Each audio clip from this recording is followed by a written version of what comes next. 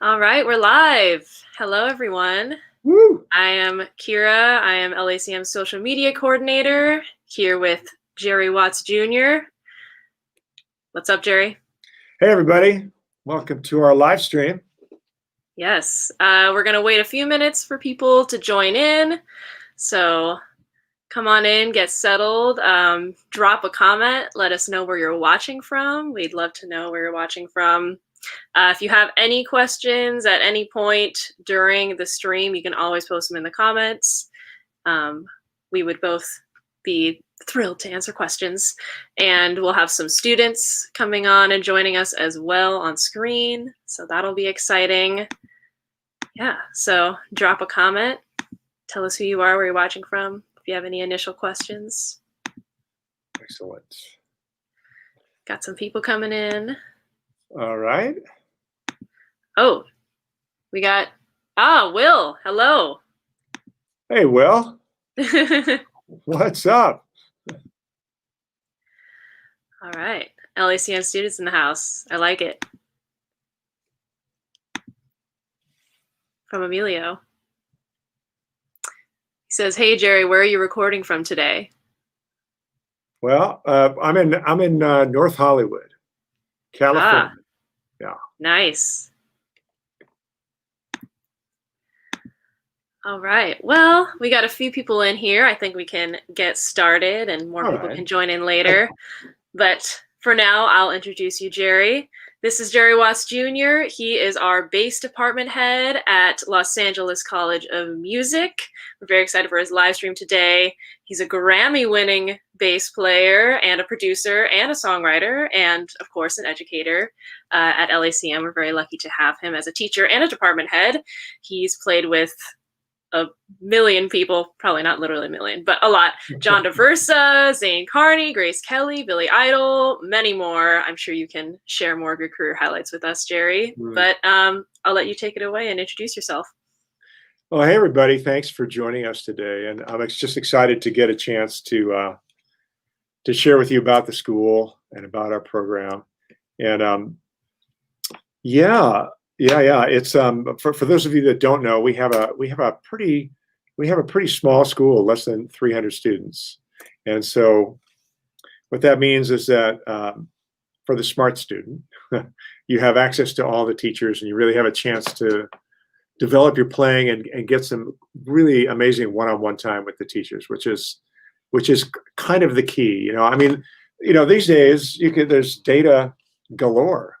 You can go on YouTube and learn just about anything. And what we're offering really is a chance to, over the time you're at school, to be mentored and guided through your musical growth. So it's not just it's a technical thing, which is what you could be led to believe if you just watched Instagram all day long.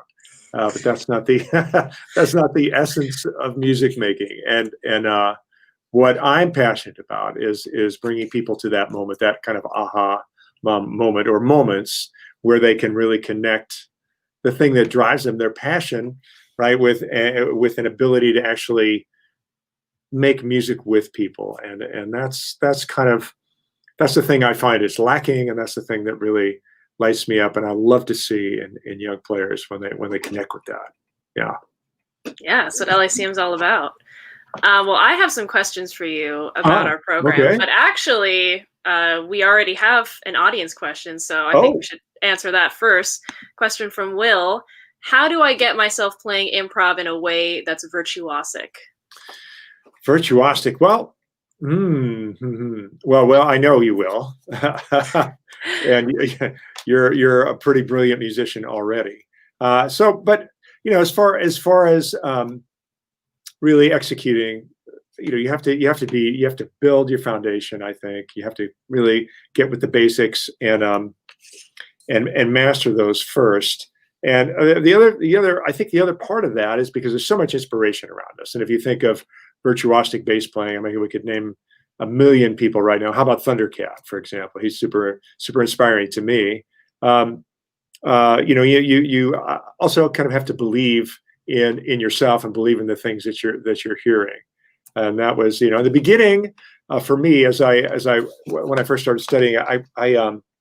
was pretty overwhelming to kind of get introduced to like the world of jazz and jazz improvisation. And I just thought, how am I, how am I ever going to do this? You know, how am I going to climb this mountain? And, you know, for again, you know, get your foundation together and kind of trust that inner voice. That's super important. Really, really important, actually. You know. That's a great answer. Back to LACM, you were talking about our bass program and what makes it unique. What are some of your favorite classes that are offered through the bass program? Gosh, you know, we have, well, you know, speaking of foundational things, we have certain things that run through the whole program. Of course, just like every music school, you have a private lesson that runs through your entire degree plan. And then, you know, some technique and reading and foundational things that help you in the first year that position you to kind of take advantage of what else comes. We have, though, for example, we have fretless bass classes. We have doubling on upright, bass pedagogy, which sounds a little dry, but really so many musicians find themselves teaching and sharing what they've learned, and to have a great approach to that is super important. We also have really like a rhythm studies class, we call it, where you're exploring odd meters, studio bass, which is pretty critical these days, right? You're the tech piece, and pedals and effects lab. Yeah, advanced improv, advanced technique. There's a lot there. There's a lot of meat. I'm really excited about the way that it's come together, and it's taken a while to really get that vision and get a pacing that really works for people and keeps students engaged all the way through the program. Yeah, I mean, I've been really impressed seeing the students and alumni that come out of the bass program. I've played with some of them, or I've seen them performing, and I think the most unique thing is how diverse their skill set becomes while they're at LACM. Like you were saying, they're doubling on upright and they're learning so many different techniques and technologies and gear, you know, like they're not just a bass player. There's so many more things, and they have so many different things in their toolbox, which I think is really important when you're about to go out there into the industry. So what do you think are the top 3 techniques or skills that bass players should have in their toolbox? Well, you know, certainly well, we just overlay an open mind over the top of the whole thing, because in terms of making a living, right, and working, right, things are changing at changing exponentially. It's just crazy, the rate of change that we're seeing. So whatever we would say now, in 5 years from now, who even knows what the landscape's going to be? I mean, it's just crazy. Maybe in maybe Facebook will be a thing of the past, and we'll reminisce about doing live streams on Facebook. But I would say, stylistic versatility and awareness is super important, even if you don't plan to play a lot of different things. That's kind of the one thing. Certainly, having the ability to read and comprehend form, right, is critical. And so, reading, you may or may not find yourself reading, but to experience and play and kind of conquer larger forms in music, it's a very important thing. So for bass players, it's all about it's not all about one thing, but certainly keeping, holding down the fort and keeping the structure of the music that you're playing in is absolutely key. And if you can rip an amazing solo and you get lost, nobody wants to play with you. And that's just the thing. And I think then the technology piece is a third thing is just more important than ever. So I think those are good 3 to start with anyway. Yeah, I agree. And one more thing about not only the bass program, but all of the programs at LACM is they're all very well rounded, and they include not only learning how to play and everything, but also learning about the different areas of the industry, like music business, recording, producing, songwriting. How important do you think it is for bass players to learn about those other facets of the industry?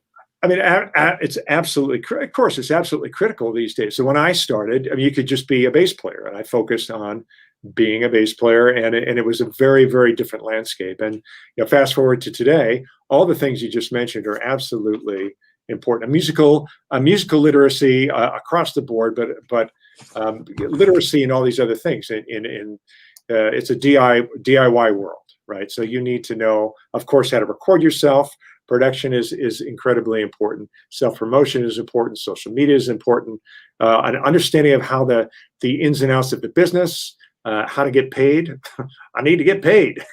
That's pretty important. And so again, unlike when I was in school, we offer so much great information about that. So you come out of school with all these things together that we used to have to learn, kind of on the fly or out on the streets, as they say. Mm-hmm. Mm. Yeah. And I think it's been really impressive to see all of the students really taking the time to apply themselves to technology, especially right now during quarantine, making videos at home, writing, recording themselves. You're going to have a student, Caleb, coming on, who is a great example of that. He's always writing his own stuff, putting out videos. So I'm excited to see what they come up with in the future. Yeah, so am I, and it's such an interesting time. I mean, we would never, it never have occurred to me that you would sit at home and, kind of a way of viewing it is to sit at home and make music and put it out there. You want to get out there and make music with people and give it away in that sense. But this is a different time, and these are different possibilities for making music. So yes, and kind of to your point, our students have really risen to the occasion during this time, this COVID time, and they're really embracing the world as it is. And I think I think that's an important feature of LACM too, is that the teachers and the kind of the administration, the vision of the school really is very forward looking, and I'm really pleased. I'm really pleased to be associated with the school, because they're not kind of stuck in the past. Which, it's important. And I should just a shout out to Kira here. She's an incredible singer and songwriter. Oh, thank you. Absolutely. And she went through our program and really viewed it from the inside out. And so that's why it makes it that much easier to kind of talk about it with you, really. Yes, of course. Speaking of education, you are currently in the Academic Bass Council. Is that correct? Yes. Can you tell us what that's all about? I sure can. It was started by my friend Steve Bailey, who's the bass department chair at Berkeley School of Music, not Berkeley, UC Berkeley. And he started this council of bass department chairs across the country. So schools, big schools, Eastman, University of Miami, North Texas State, Michigan, NYU. It's a pretty high level of educator and artist that's involved, and we meet weekly usually to discuss. It began when the shutdown started, and we meet weekly to discuss how online and remote teaching is going, looking for solutions for ways to kind of serve our students, to meet their needs. And also it helps us, because everyone was put in the same place. We're all students at this point as we want to make our way through this. And it'll be interesting to look back on this period of time in the future. But anyway, quite an honor to be a part of it. We just had a meeting last night, as a matter of fact, and I'm always learning things and really expanding my awareness. It's pretty great. That's awesome. And what has it been like for you doing all of your teaching online remotely, or working as a musician remotely? Well, so the online remote aspect of it has been really interesting. Certainly very challenging. There's a lot more on the teacher's end. There's a lot more preparation, and the students, oftentimes we're asking students to upload lessons, to film themselves and upload lessons or portions of lessons, so that we can evaluate that way. And then we've moved into this quarter. Our school operates, by the way, on a quarter system, right? So we run year round, and basically And we've now incorporated some ensembles and styles classes where people are playing along with tracks or creating tracks together as an ensemble. Two different avenues, and that's been really interesting. And you know what's surprising, because I love the the in-person one-on-one. That's where I can really, I think, get into the nitty-gritty of interacting, of playing, of listening as you play. That to me is the, again, one of the things that's really missing, and that I really am passionate about. But it's been fun to discover ways to use this remote teaching in ways that I think, things that I hadn't expected. And there's a class right now, for example, that I'm running an R&B, gospel, soul kind of class, and it's been surprisingly enjoyable, and the students are really grasping the material and really learning from it. And every week we evaluate their uploads and go back, and they can re-record and resubmit, and it's pretty cool. Yeah. Yeah. I'm digging it. Exciting, making the most out of the virtual world. Exactly. I have one last question for you, but just another reminder, you all in the audience can ask questions anytime, drop a question in the comments. Jerry would be more than happy to answer your questions, so feel free to drop a comment. But Jerry, my last question for you is, what are the latest projects that you have been working on?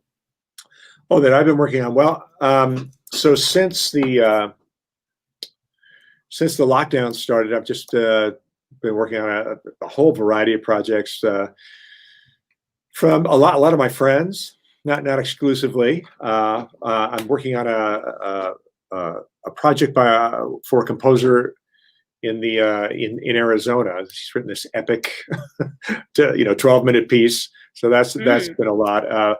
And then doing a whole slew of projects, because people now, suddenly it occurred to a lot of composers, a lot of people, like, hey, I have the time to kind of delve into this music that I maybe wrote in the past. So I'm constantly getting hit up to contribute to that, and it's really fun. It's really diverse. And that's kind of one of the things that lights me up, because I get bored easy doing one thing all the time. Just recently, just this week, I did a record a year ago down in Miami, a Criteria recording, and with Giovanni Hidalgo and Russ Miller, and it just came out this week. So I'm pretty excited about that, and I'm very excited. It's just super amazing. And there's a new record I did with Zane Carney and Gene Coy and Katie Buckingham. Yeah, and that's coming out at any moment. Zane's brother Reeve has been kind of doing some remixing and mastering, and that's great. And at the beginning, closer to, actually, when COVID dropped, I had and the shutdown dropped, I had been on tour all of February with Dan Rosenboom, and he did this remarkable record. It's called Absurd in the Anthropocene. You just have to hear it, but it's improvisational, and maybe metal, jazz, free.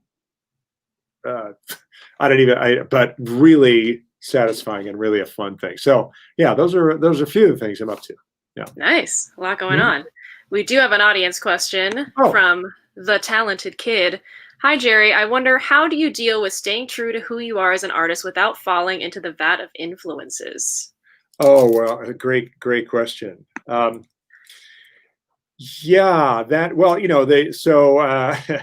longer you live, the more you're you, and those things don't affect you. When you're a younger player, the effect of other influences can be overwhelming. And the thing that younger players have today is it's just this access to so much different music in an instant. So just running YouTube or Spotify, and you can be exposed to 10 different things in as many minutes. And so that can be overwhelming. So just to say, it's obviously very important to try to get with those different styles, right, and those different influences. If something really inspires you, investigate, kind of put on your nerd hat, put on your analyst hat, and really get inside what that music is. And at some point, it's critical to I remember one of my many big influences was Jaco Pastorius, for example, was like everyone else. But at some point, I had to make a conscious decision. Okay, I'm good. I'm gonna move on, and that changed my listening. It changed a lot of things, and just a little add-on comment to that. So it's really obvious. Who your influence, it can be very obvious who's influenced you when you're working on copying somebody, when you're working on imitating someone. And that's the thing. If you want to think of it this way, a temporary state. You don't want to stay locked in that place. And as you go along you make friends who are very, often very original. And that's really the key is when you begin to make music with people who are writing original music, when you contribute to the arrangements, the production, and you develop your own voice that way. That's kind of the key. And that's a thing to jump on, by the way. Yeah. Yeah. All right. Well, next up, we have a video from one of your esteemed faculty members. Would you like to introduce him? Oh, absolutely. This is a video that our friend Peter Boskovich made, and he was long ago a student at the school, and he's stayed on, and he's become a valued instructor, and he's just an incredible musician. He writes all of his own music, and he currently has 2 bands running, but he's had a bunch of different bands on his own, and he's really unique and special, and I'm so happy to introduce you to him.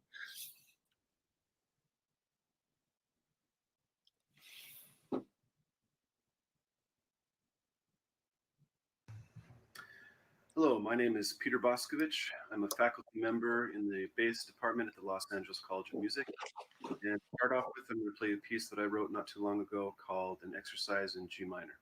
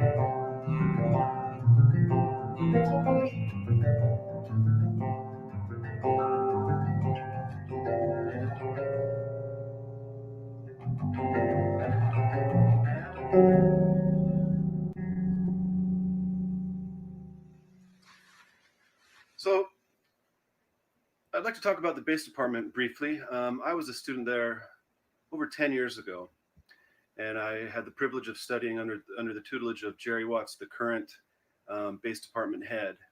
And I can't speak highly enough for this department. Jerry is one of the deepest musicians that I've ever met. And to be able to study under him, as well as the rest of the faculty members, that's just something that you can't replace with really anything else. On a daily basis, you're working on your sight reading, your harmony and theory, the understanding of and application of harmony and theory, your weekly ensemble workshops where you're playing in different genres from jazz to Brazilian to funk, R&B, you name it. Not only within your department where you're accompanied by professional musicians that we hire to come in and accompany you, but there's cross-pollination with all the other departments, the drum department, the guitar department, the vocal department, brass and wind. You'll be doing a lot of recording with the production students as well. I can honestly say that everything that I know today had its start and basis with my experience at the Los Angeles College of Music as a student. And I've taken all of that and I've gone out into the real world and performed and gigged in all sorts of different settings and scenarios. I'm currently leading 2 of my own bands where I'm writing all of the music for it. And it all stems back to that experience. Remember that in picking an institution, you're going to be working with your fellow classmates out in the real world eventually. So you want to be in a place where you're not lost in the numbers, and the atmosphere and the camaraderie that I see amongst the students is it's a cool place to be. It's a fun place. And I see so much growth in the students as they come and they go out into the world, and they become excellent players. I can't speak highly enough about the program. We hope to see you there. Thank you very much. All right. Well, that was Peter Boscovich. That was awesome. Oh, wait. We can't hear you, Jerry. Hold on. There we go. Oh. Hi.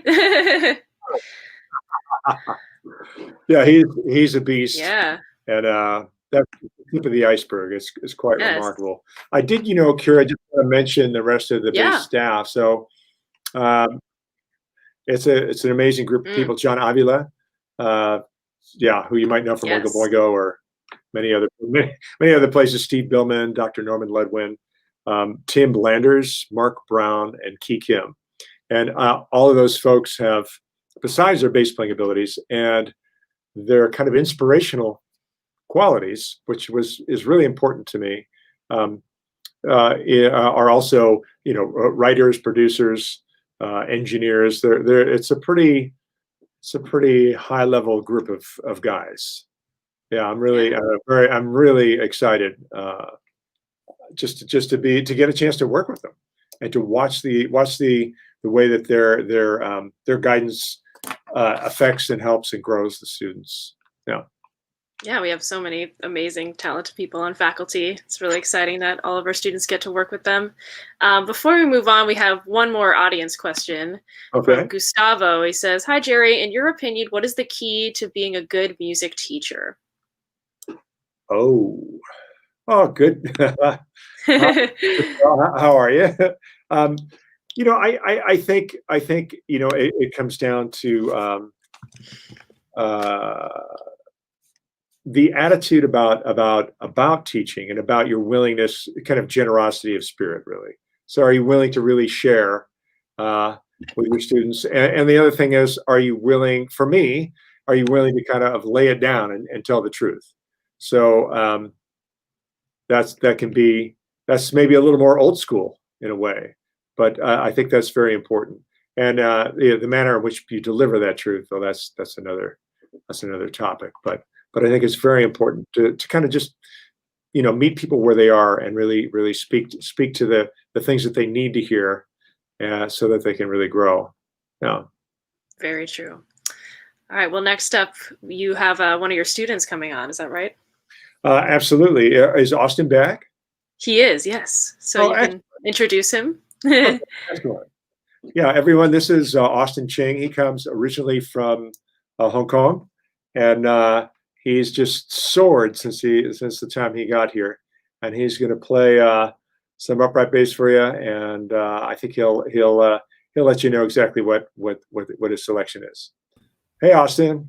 Hello. Hey, thanks for joining us. No, thank you. How are you doing? I'm good. Well, hey, what are you going to play?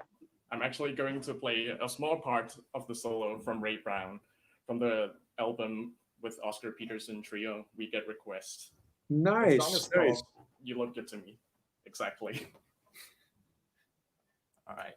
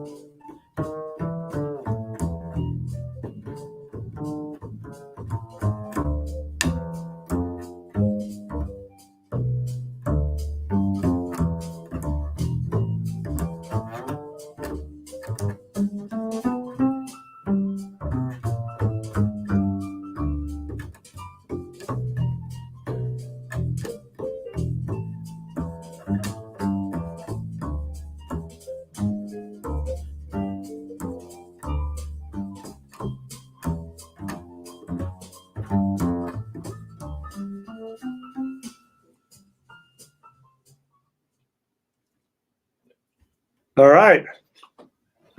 Bravo. Thank you. Thanks, Austin. Thank you.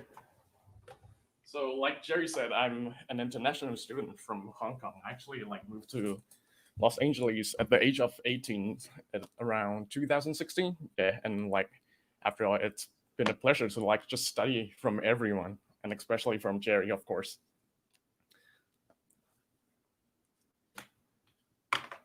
Oh, hello.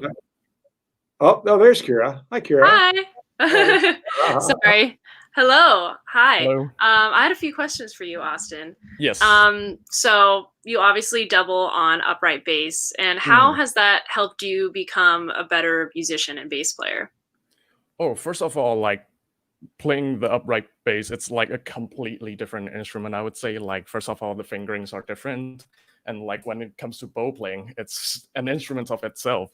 But in that, it's actually forces me to, first of all, have the organization of deciding, how much time I should be putting it on electric, how much should I be putting on upright, and also since I'm really interested in jazz, being able to play upright gives me a better understanding of how some original players like Ray Brown, Ron Carter, how they approach the music. Yeah. Yeah. And what do you think is the most important thing you've learned at LACM so far? Wow, the most important thing, I would say the most important thing would be something Jerry implanted that into my mind, actually, because I remember he always saying that, ask the question of what serves the music the best. Until this day, I still always ask myself, what serves the music the best, no matter what the musical context is. Let's say if you are playing for church, like how would you orchestrate like the amount of stuff you're playing, and like just like from the tone of the instruments to like techniques, theories, all those stuff. That's like what I guess helped me develop as a musician. Sorry. Austin, Nice cat. we have a question. What's your cat's name? It's not a jazz cat. It's a fusion cat. Okay. Her name is Fusion. Yes. Well, they make about the same amount of money, so that's Yeah. Yep. Another music-related question for you, or rather an LACM-related question. What is your favorite thing about the community at LACM? Wow, it's just like, first of all, like being an international student, meeting other international students really like exposed me to different cultures, really, in terms of like knowing, how they approach something, their practice routines, their work ethics. That's just like, that is quite eye-opening and inspiring to me. And also like, just like the people and like the intimacy between teachers, students, friends, like even nowadays I still talk to like friends in my department like all the time. So I really appreciate that. Yeah. And what's coming up next for you, Austin? For me, I'm usually like recording for most of the time, trying to like, because recording is really helping me in like listening to my own weakness and sometimes strength, but mostly weakness, and like really allow myself to improve in that way. Yeah. All right. Well, thanks for coming on, Austin. Jerry, did you have any last words for him? That no, sounds very unless you want to give a shout to anybody back at home, Austin. Oh yeah, for sure. 香港嘅朋友大家好，我個名叫程耀朗 Austin， 咁我就2016年嘅時候嚟到 LACM 就係開始學習 bass playing， 跟 Jerry 學啦。但係我知道其實香港好多 bassist 對好多即係除咗本地音樂 pop music 可能 R&B 之外，譬如 gospel 啊、jazz 啊、fusion， 你哋真係對嗰樣嘢係其實有好大興趣嘅，但係可能冇乜機會，所以我真係十分推薦大家可以有機會嘅話嚟跟 Jerry 學嘅嚟 LACM， 佢哋有唔同嘅 program 啦，有 associate 啦、bachelors 啦，同埋 diploma。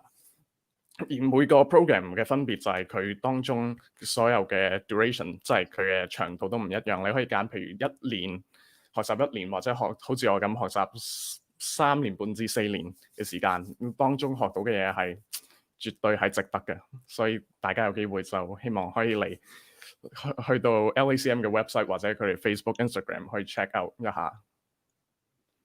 Thank you, Austin. Wow, you had it ready to go. I couldn't have said it better. That was fantastic. Thank you. Well, thanks for coming on. Yeah, you're a great example of what makes LACM and the LACM bass department so great. And we have another student who's about to come on as well. You want to introduce him, Jerry?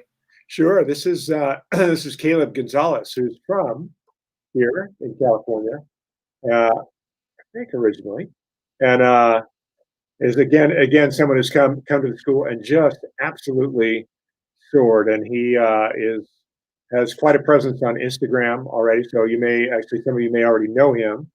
And he's going to come on and play some of his solo bass stuff with a loop, creating live loops, and it's pretty badass. Hello, what's up? Hey, guys? Caleb. Hey, Jerry, good to see you. Good to see you. Thanks for joining us today. Oh, my pleasure. So, what are you going to play for us today? Okay. I have this little idea that I came up with, and it's kind of cool because I can say it did come from me, but also I have to give like half of it to Chance, because I was telling you about this probably last week. I was coming up with this little exercise for myself where I just gave myself some triads to play over,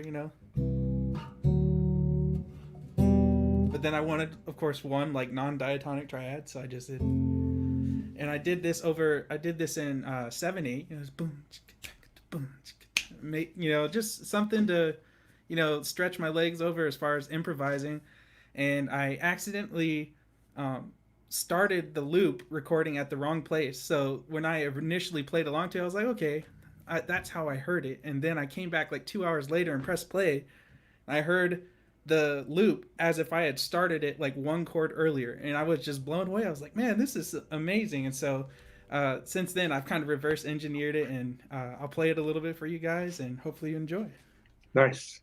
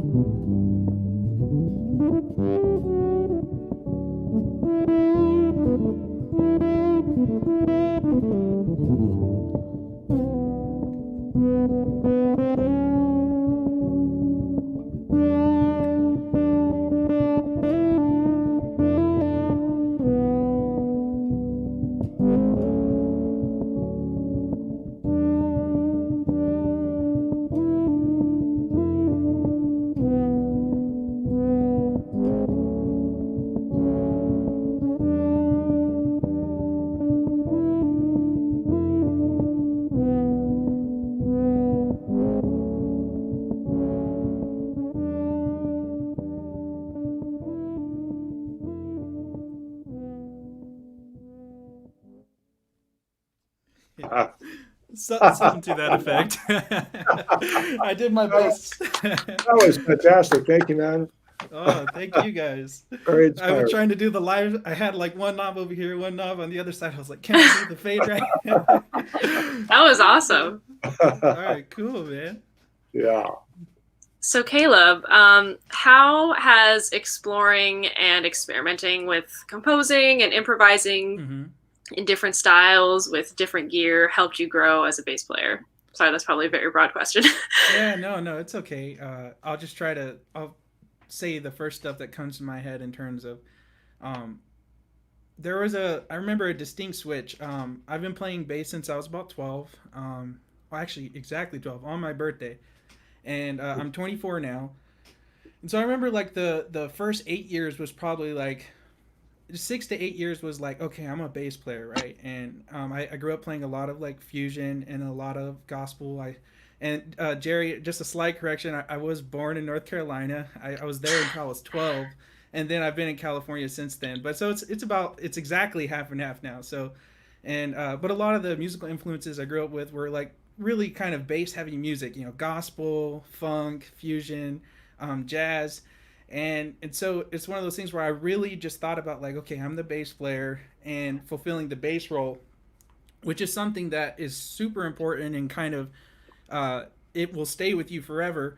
But I remember when I was probably like 18 or 19, I got, pardon me, my first looper, and that's what really kind of started opening the door of like, like it in the beginning it was just because I wanted to try and start learning to improvise over my little ideas, and then all of a sudden I realized if you put like three little ideas next to each other, well, you might have a song and or a tune, right? And so it's one of those things that I the transition to being a composer also was the transition to me just beginning to view myself as a quote unquote musician, as a person who was not just interested in only playing bass, but like interested in the thing that is music, the theory about it.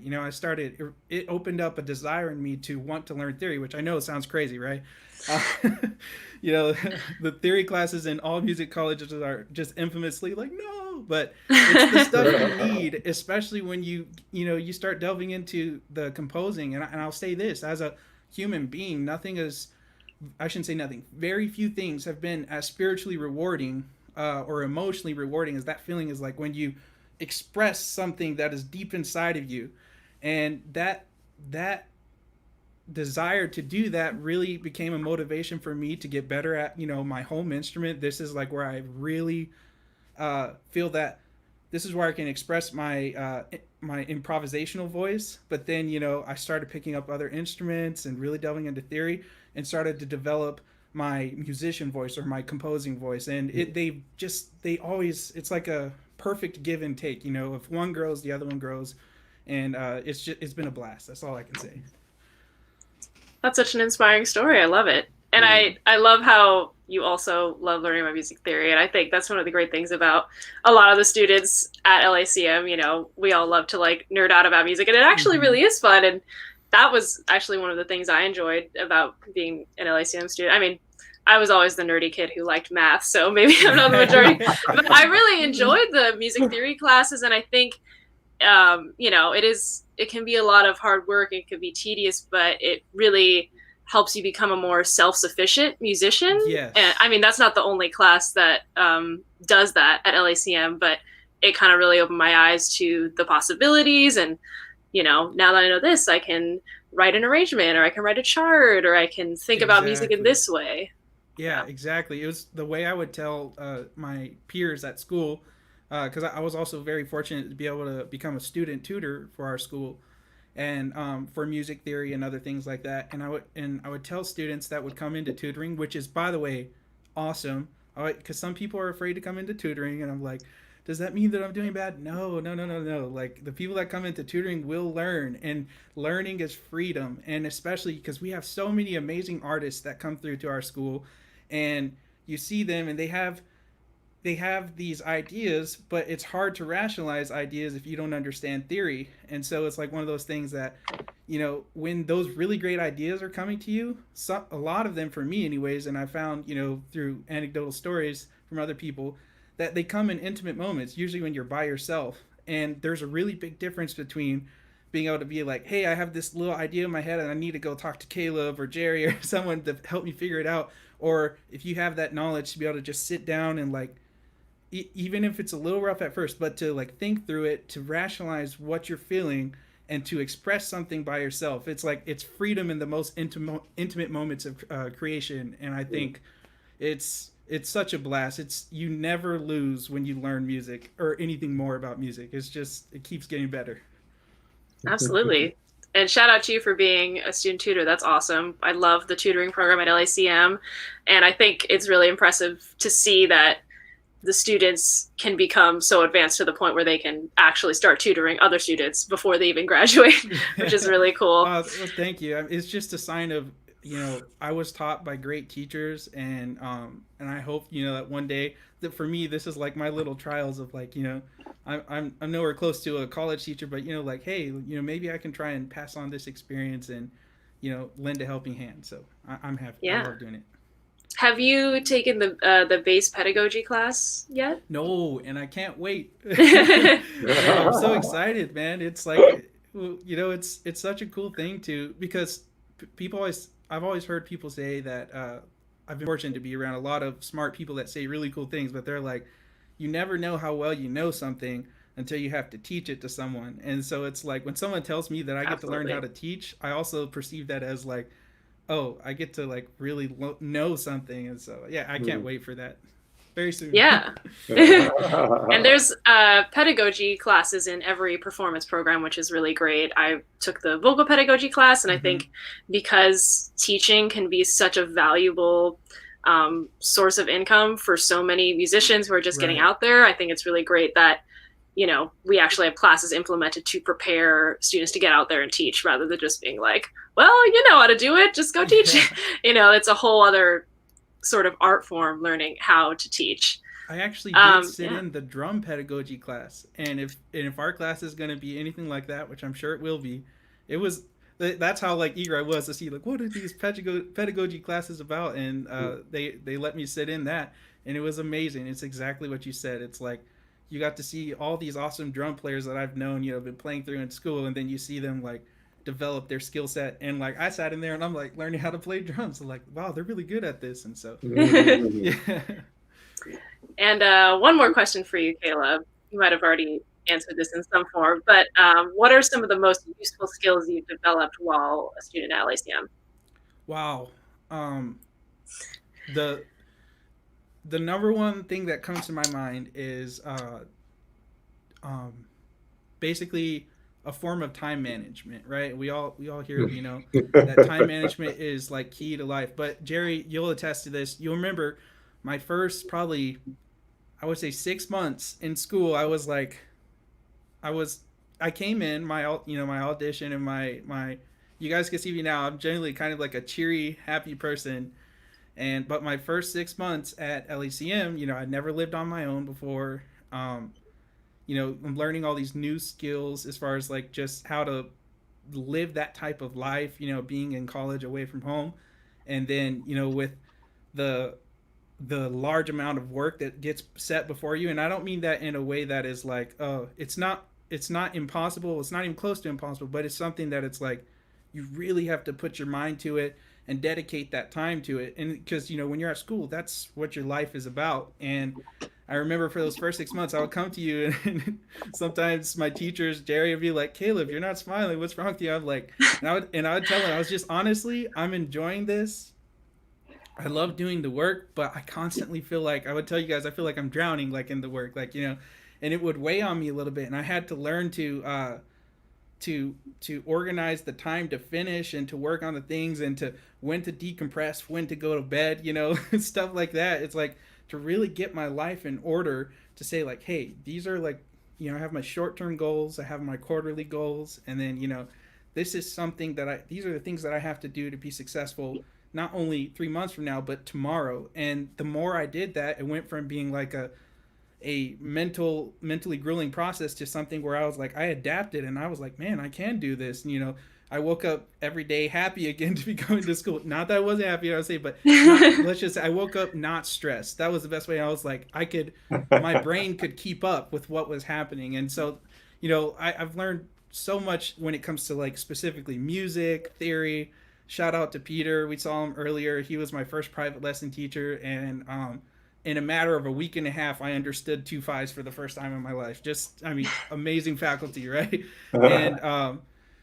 And so it was like, all this stuff happens, but the larger thing of like, what does it mean to be a professional musician, on the day to day? Like, and that was a question I would always ask people on YouTube, because you're talking about it, Jerry, like there's all kinds of information. but it's like I would still find myself like, okay, I can play all these cool things, but it's like, where do I go? Who do I talk to? Like, how do I wake up and live the life of a college student or a musician? And I think that was the most useful tool I really gained. And so now, I'm back at my parents' house, the same place that, it used to be, I was like, am I ever going to get out of here? Am I going to make it to a school, But now I can sort of be here and realize, okay, like I know what it looks like to live that life even in my bedroom that I, grew up in. And so it's an amazing skill set and change of mindset, I would say, that I picked up while here.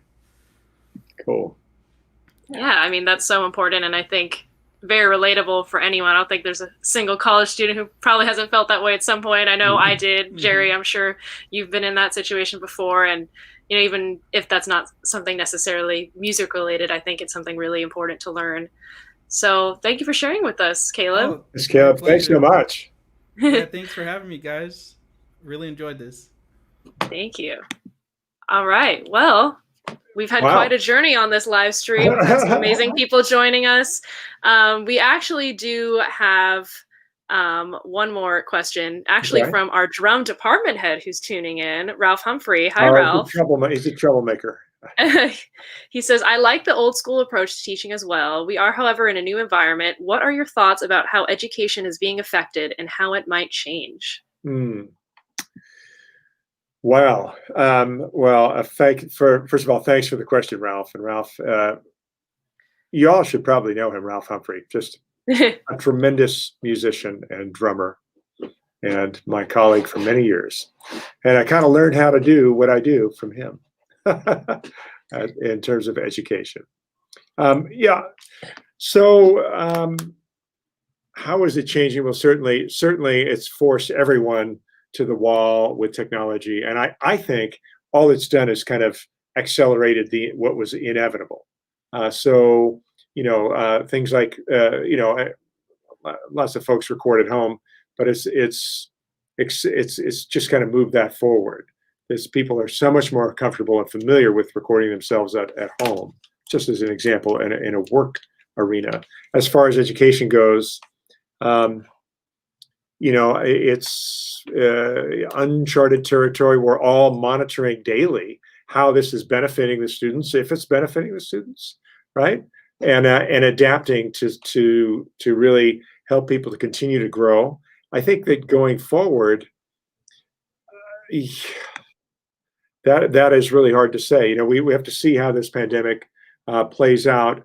But nothing, unfortunately, or maybe not unfortunately, nothing can replace the experience of playing together with people. And that is kind of that's the missing ingredient. That's the missing ingredient when you watch things on YouTube and on Instagram, and you can become quite adept at playing your instrument. You can be a remarkable player of your instrument and not really that great of a listening musician, not that great of a musician who can play with other people. And that, for me, that's the thing that makes it or breaks it. And so, we're all developing and looking for the thing that will continue to connect that very thing and help to grow our students in that way. Yeah. Good question, Ralph. A great final question. Thank you, Ralph. And also, Ralph Humphrey will be doing his own live stream here on our Facebook page on August 21st at 4 p.m. So make sure you tune in, especially if you're interested in the drum department. Even if you're not interested in the drum department, he's an amazing person to learn from. So any performer or musician will have something to gain from that. Thank you, Jerry, for joining us. This has been awesome learning about the bass program. Do you have any final statements? No, I just want to thank Peter and Austin and Caleb for joining us. And Kira, thank you. It's been a fantastic time. Anyone has any questions, contact us through the school. You can hit me up at jerrywattsjr.com if you prefer, and we'll get you the information you need about our school. Yeah, thanks for joining us. Thank you.